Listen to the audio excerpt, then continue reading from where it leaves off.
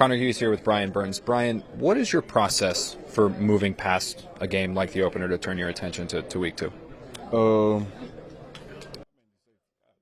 My bad. I mainly say just focusing on myself, honestly looking at the film. We could have helped ourselves out to get more rush opportunities, early on by winning first and second down. I feel like they got into quite of a rhythm of, playing it safe, throwing a lot of check downs. They had a couple screens, which kind of like, and they had a lot of chip protection, which kind of like neutralized a lot of the edge threats.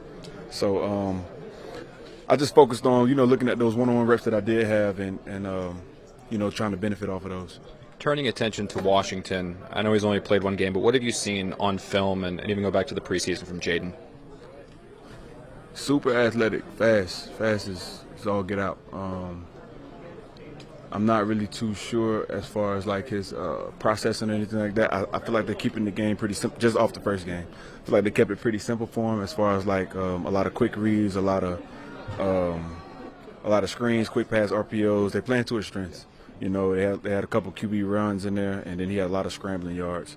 So he's just an elusive, electrifying player so far, and we just got to contain that. In what ways does playing a rookie quarterback help you in rushing the quarterback compared to maybe a veteran? In what ways does it help you? Does it make it a little easier because he hasn't maybe seen as much as a veteran, or does it not at all?